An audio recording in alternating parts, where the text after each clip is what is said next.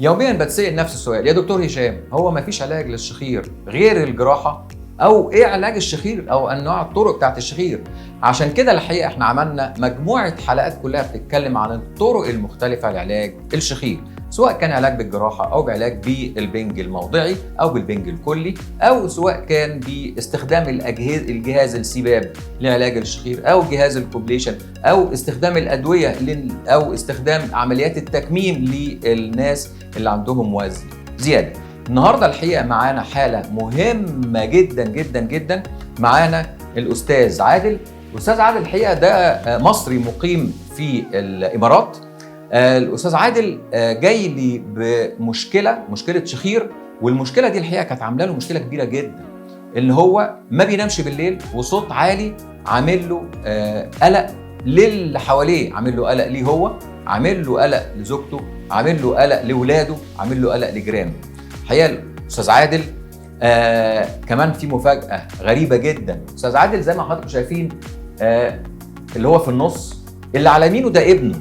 الاستاذ عادل كان رايح يتجوز جوازه جديده، فطبعا الراجل عايز يتجوز جوازه جديده، مش معقول يروح يتجوز وهو بيطلع صوت وهو بيشخر. قال لي يا دكتور هشام انا رايح اتجوز، وبتجوز فين كمان؟ بتجوز تقريبا في تايلاند، واحده تايلانديه، فما ينفعش نروح تايلاند وانا بصوت الشخير العالي دوت.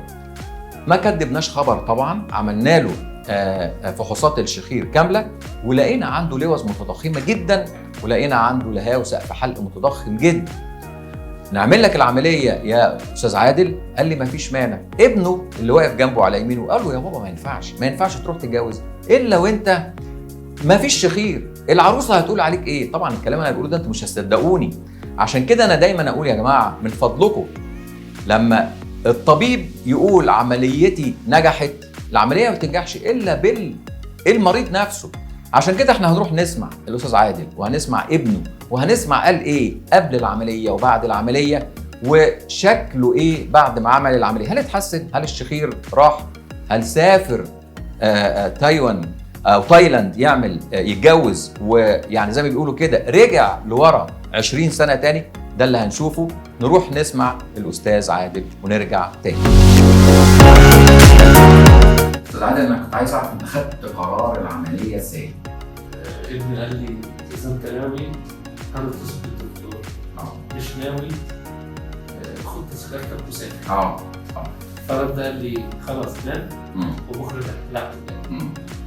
وفعلا نمت، قمت من النوم لقيت عادل ماسك التليفون في الصاله وسمع صوت شخير. قال له يعرف ده انت سجلتني؟ قال لي دي اخر شخيره هتسمعها. قلت له ايه يعني؟ شيخ انا عارف ان انا بشخر. قال لي بس اللي ما تعرفوش التليفون في الغرفه الثانيه. قلت له يا عادل لا تاني. قال لي التليفون عامله تسجيل في الغرفه الثانيه. انا ما دخلتش غرفتك. قلت له ما دخلتش غرفتي ليه؟ قال لي ما تدخلش اصلا. انا الصوت جاي بره فمش محتاج اخش، انا لو دخلت هتشرخ لي السماعه. هو ده اللي قال. اول قال لي السماعه هتخرب عنك. فانا خفت على تليفوني، حطيته بره وسبته يسجل. قلت له لا اذا الموضوع بره. قال لي تعالى كده هتفضل في الحته. بص انت نايم فين؟ صوتك جاي ليه؟ قلت له لا يعني نعمل عمليه وفور. خدت قرار عمليه؟ ما فيش. قلت له يحصل اللي يحصل. قال لي كده تمام. لا ما شاء الله البركه فيك ويديك الصحه. فعلا راح الشخير كان ولا 32 سنه. رجعت 32. ايوه من 52 ل 32. يسمع شخير، المريض فعلا لازم يسمع شخير عشان يبدا يحدد ان كان انت مزعج ولا لا. ايوه هي مش هتزعجك انت، هي هتزعج اللي حواليك. يعني هو ما خدش القرار ده من 5 سنين اللي خلى اي حد يفتح الموبايل ويسجل لك صوتك. ايوه ان شاء الله من غير كلام. ربنا يكرمك. هي فعلا اللي مكتوبه في الروجيتا قطع الشخير او قطع الشخير ان شاء الله. مش كلام. لا مش كلام. ممكن تروح عند حد. انا سعيد بالكلام اللي انت بتقوله، سعيد بان انت بقيت كويس، سعيد بان انت رجعت ورا 20 سنه. كتير بيدعوا لك ده بالدنيا كلها. العيله كلها طبعا ندعي لك على الاقل هنعرف بالظبط يعني. لا المكنه اتصلت الحمد لله. شاكرين ليك. نورتنا سعيد والله. ربنا يكرمك. على استاذ عادل، اخونا استاذ عادل جاي من الامارات، كان عنده مشكله شخير وجاي لي عشان يعمل عمليه الشخير. انت كنت بتشتكي ايه يا استاذ عادل قبل العمليه؟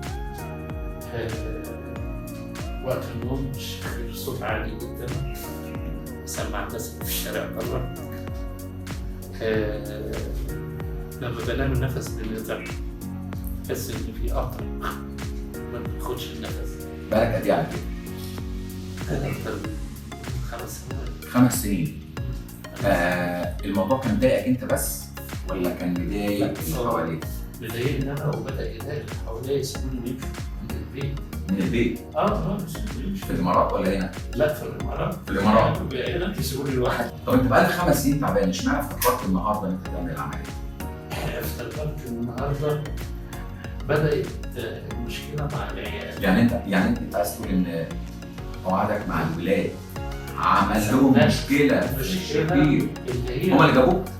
إليه هنا جدا طبعا. ازاي ان هو بيبقى نايم والشخير يحصل فيه تقطيع لدرجه فقلت له روح اكشف. هي مش قصه الشخير او زعيق او الكلام ده، لا، هي قصه ان انا كده بحثت وشفت على الانترنت ان ده تقطيع في النفس. خفت عليك طبعا. يعني عن الصوت زي ما قال لك احنا ممكن نبعد. حصل ان اخويا قاعد في الصاله وهو في الاوضه، فبدا يسجلها له الصوت عالي جدا، الصوت عالي. انت عامل العمليه بقالك قد ايه يا استاذ عادل؟ ده اليوم الخامس. بقالك 5 ايام وعملنا عمليه مش صغيره. كبيره قوي. عملنا عمليه كبيره. كبيره قوي. انت كنت مصدق انت بعد 5 ايام هتجيلي وجاي ما شاء الله سبور كده لا، ومسافر كمان 2-3 مش عايز نتكلم.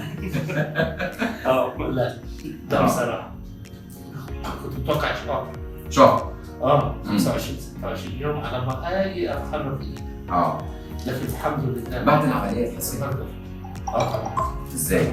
اول سؤال سأل شخر اما قلت هم بقى يقولوا لا مفيش صوت خالص. بالامانه مفيش صوت. انا حتى فكرته صاحي او ما بينامش او ده مثلا ايه كالعاده مثلا. لا، انا فكرت ان هو بيحاول ينام لكن ما نامش. انا عارف ان بابا لما بينام خلاص الشخير يشتغل. لكن مفيش صوت خالص. لكن انت بعد العمليه فعلا مفيش شخير من تاني يوم؟ اللي في البيت بقى كلهم. انا مراتي ما شافتوش قبل كده وهو نايم.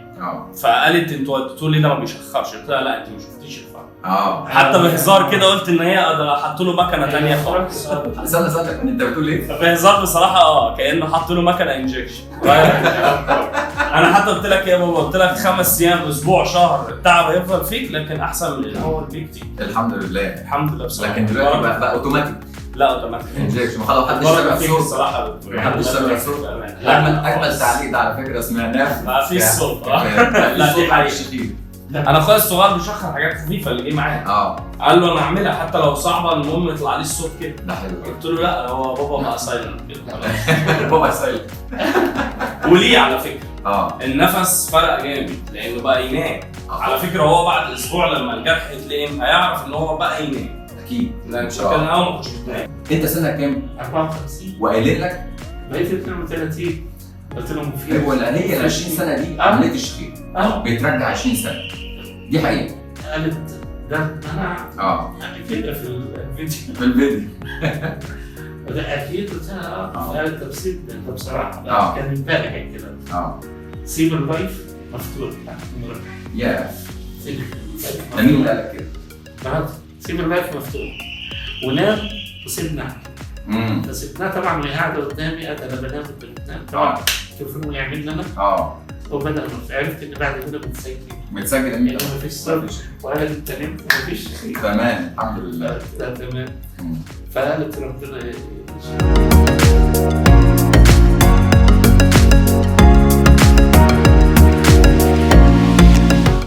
اظن حاله الاستاذ عادل حاله الحقيقه يعني حاله جميله جدا. يعني دي ممكن تتعمل يعني فيلم، ممكن تتعمل تمثيليه الحقيقه يعني. لكن راجل الحقيقه انا شايف ان هو راجل وابنه جايبه وهو عشان يعمل عمليه الشخير عشان يروح يتجوز. والحمد لله بعد ما عمل العمليه شفته هو مقبل بقى على الحياه الجديده شكلها عامل ازاي. والراجل مسافر بعد 4-5 ايام. شفتوا شكله عامل ازاي، شفتوا مبسوط ازاي، شفتوا الشخير راح ازاي، شفتوا ابنه وهو بيقول له يا بابا انت النهارده بقيت سايلنت، انت النهارده ما بقاش في فايبريشن وانت نايم. الحقيقه يعني اذا ما كانش هو قال الكلام ده، ما انا الحقيقه نفسي ما كنتش صدقته. الحقيقه النهارده شفنا طرق وحالات وحاله مختلفه من حالات العلاج الشخير، ويا رب تكون يعني الحاله والعلاج وطرق العلاج المختلفه قدرت توصل للاجابات اللي انتم دايما تسالوها لي. مع تمنياتي بالصحه والشفاء، دكتور هشام ابراهيم.